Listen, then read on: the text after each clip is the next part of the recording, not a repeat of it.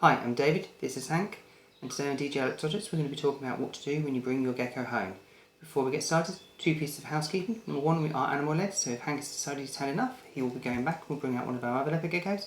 Number two, please remember to like, share and comment on the video, and also to subscribe to the channel. Thank you very much, let's get into the video.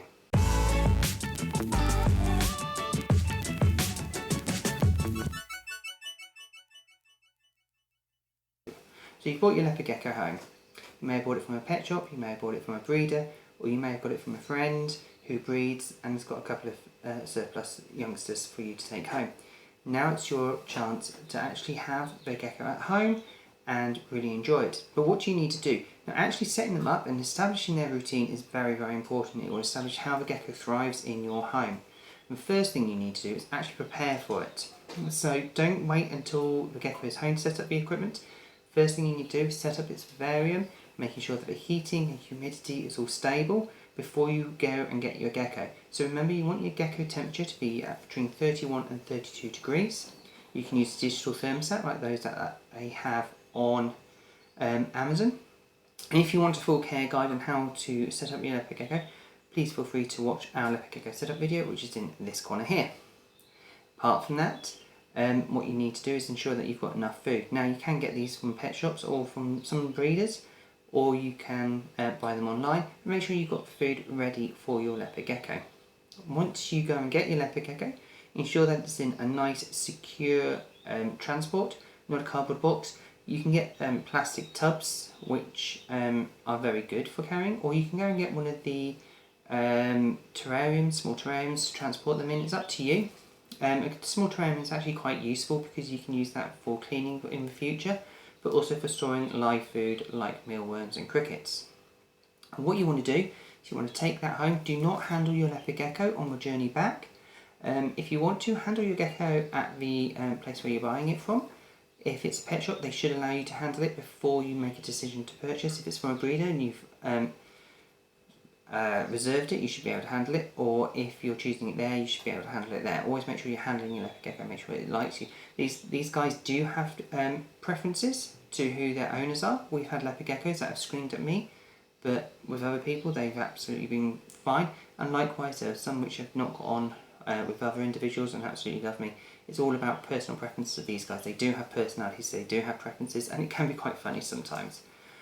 Once you've got them in that carry case, take them home. Do not open them up, do not handle them in the car. I know it can be tempting, but just sit them on your lap, get them home. And then, especially in the winter, less so in the summer, but definitely in the winter, what you want to do is bring them back up to what we call room temperature. So sit them on top of a vivarium or the enclosure for about 2 hours, let them warm up.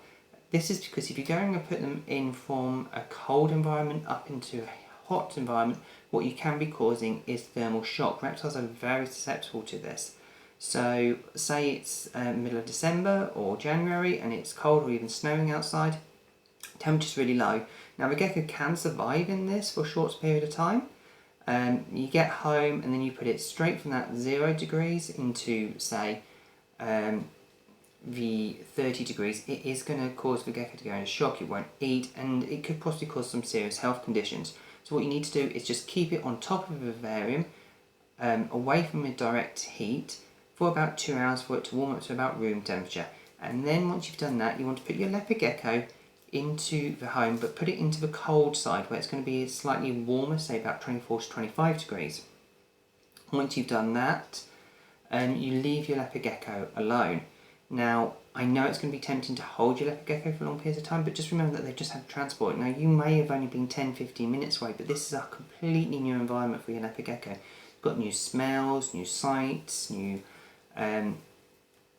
tastes, almost, new sounds that it's got to kind of get used to, and it's going to take a little bit of time of adjustment. Not only that, but it's got a new environment. Your house is going to be very different to what it's been brought up in. It may have come from a pet shop. Sometimes they've been kept in loose colonies where there's been 3 or 4 of them in the enclosure, and now it's going to be all on its own. And this is going to be a bit of a culture shock for them. Now, there's a lot of online advice that says leave them alone for a week. This is complete nonsense. You don't need to leave them alone for that long. What you need to do is just leave them overnight and they'll quickly adapt. And then what you need to do is the next day go straight into your routine. So a routine for a leopard gecko is pretty important. These guys are considered to be one of the first domesticated reptiles. In other words, what we mean by that is that they start learning our behaviours and adjust to them. So they will, for instance, learn when feeding time is, learn when handling time is, learn when cleaning time is. And if you learn to keep to a routine, they will learn that too, and therefore they will expect things. So they will know it's handling time to be picked up. They will know when food is, and they will go and wait by the bowl. Our leopard geckos know feeding time is 6 o'clock in the morning, so they're all sitting by the food bowl at 6 o'clock in the morning. It's just something that they naturally learn to do. And even if the breeder has had a different routine to you, you change the routine, but make sure that you get that routine and that consistency in order to allow them to get used to it and develop a kind of pattern and also a bond with you. Now, handling can start very quickly. The next day you can start your handling sessions. I would personally say stick to about a 5 minute on the first few days until you build up. Now, some people do say that their leopard gecko gets a little bit scared of them on the first few days, and that's normal, especially if there's a lot of different smells and sights and sounds in the house. But what you can do is you can encourage your gecko to come to you. The best way of doing that is actually sitting by your enclosure, reading a book, playing on a mobile app, playing on a game console, or if you've got a TV in a good place, just sitting watching television. And the leopard gecko will actually start to wonder what you're doing. And if you're just sat there and you're not doing anything, you're not paying them any interest, they will start beginning to believe that they can trust you and they will come up to you. Now, that's one of the interesting things about these guys, is that they are actually naturally curious about us, so they will come to you. But you've got to have that time where you're not showing any interest in them for them to trust you if they're in that frame of mind. Now, there are other things that could happen. They could get scared if they've got too much decorations in their enclosure. We've had people before that have beautifully decorated their enclosures, but the geckos have really hated all the clutter, so therefore they've taken everything out, kept it nice and minimalist, and the geckos have loved it. Then we've had geckos which have gone the opposite way. They've been given a minimalist and they want it really crowded. And it's all personalities, and those first few days is about you learning about your gecko and the gecko learning about you.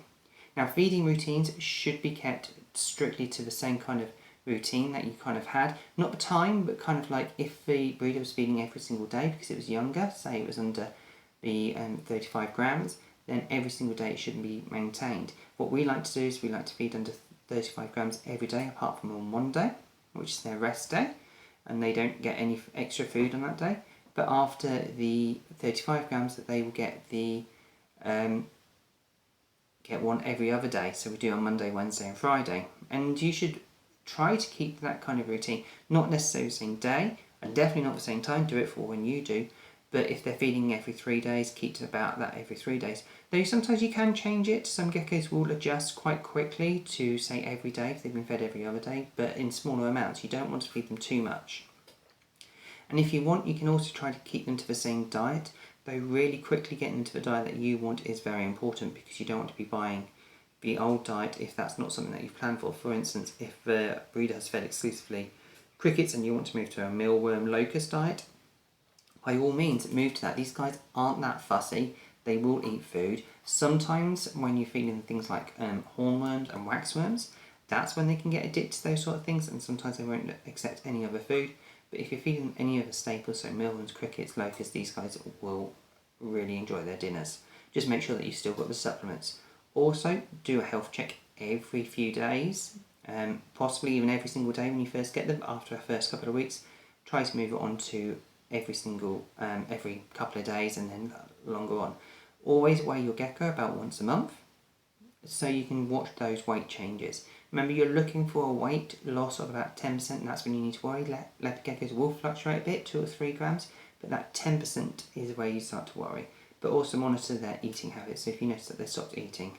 The other thing that might happen is that your gecko might go into shed. This is when they start dulling out and start hiding more. Just remember to offer them a shedding area, so a mist hide. Allow them to shed. They will come out of that and they will look brighter, and you will also probably get back into the swing of handling and interacting with your gecko like you should. Apart from that, that's really all you need to know about introducing your leopard gecko to your new home. I hope you found the video useful.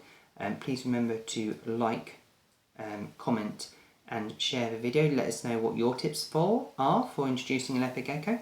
And if you haven't already, please subscribe to the channel. Thank you very much, and we'll see you on the next video. Bye for now.